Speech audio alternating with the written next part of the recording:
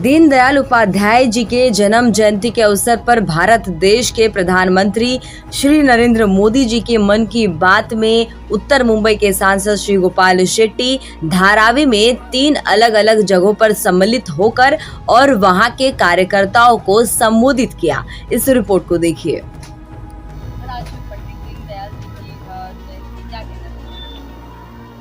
देखिए, आज पूरे देश भर में भारतीय जनता पार्टी की ओर से पंडित दीनदयाल जी की जयंती मनाई गई।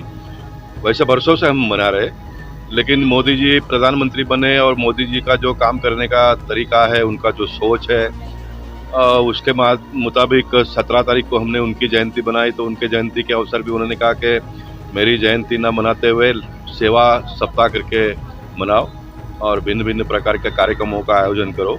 तो पूरे देश भर में मेडिकल कैंप हो, ब्लड डोनेशन कैंप हो, इस प्रकार का कार्यक्रम हुआ और ये 2 तारीख महात्मा गांधी जी के जयंती तक चलाने का ऐसा तय हुआ। और उसके बीच में पंडित दीनदयाल जी की आज जयंती भी, उसी को जोड़कर कार्यकर्ताओं में जागृति आए और खास करके हम जैसे कार्यकर्ता जो 40-45 साल के पहले जुड़े थे भारतीय जनता पार्टी में, तो ये सोच को लेकर ही जुड़े, विचार को लेकर ही जुड़े।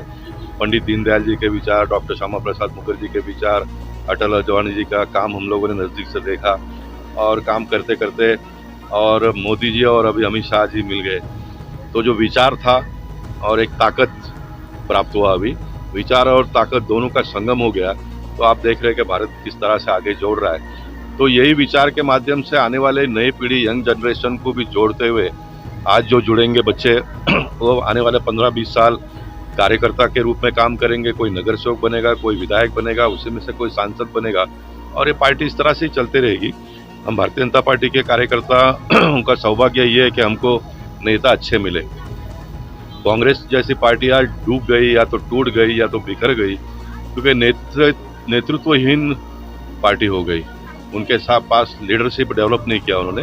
और भारतीय जनता पार्टी की विशेषता ये है कि महापुरुषों के विचारों के साथ में पार्टी को चलाने का प्रयास किया। सर, इससे जुड़ा एक और सवाल है, जैसे कि आपने कहा हमारे देश के महान पुरुष, जैसे कि हमारे देश के पूर्व प्रधानमंत्री श्री अटल बिहारी वाजपेयी, हमारे पंडित दीनदयाल जी की विचारधाराओं को आज भारतीय जनता पार्टी फॉलो कर रही है, उनके विचारों को ही आदर करते हुए आगे बढ़ रही है। तो क्या सर यही वजह है कि हर जगह हिंदू धर्म की जीत हो रही है?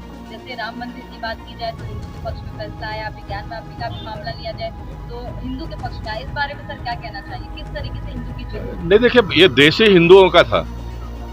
ये देश हिंदुओं का होने के बावजूद में हिंदू धर्म ने सभी धर्म को स्वीकार किया, अंगीकार किया। देश का विभाजन हुआ, मुस्लिम समाज ने पाकिस्तान मांग लिया, पाकिस्तान चले गए, लेकिन कुछ लोगों को यहाँ रहना था तो उनको यहाँ रहने की इजाज़त दी गई। इससे बड़ा उदाहरण तो दुनिया के किसी भी देश में आपको देखने के लिए नहीं मिलेगा। और आज़ादी के 75 साल तक उनको इज्जत के साथ में उनके साथ में पेश आए, उनको जो भी चाहिए हिंदुओं से अधिक देने का भी प्रयास किया। लेकिन राजनीतिक दल कांग्रेस जैसी पार्टी हिंदुओं के सर पर ही उनको बिठाने का जब प्रयास किया, तो भारतीय जनता पार्टी ने मैदान में उतरकर कुछ मुद्दों के बारे में संघर्ष किया। बहुत सारे साल लग गए, नेताओं को हैरानी हो गई, परेशानी हो गई, जेल में जाना पड़ा बहुत लोगों को, लेकिन आखिर जीत हुई।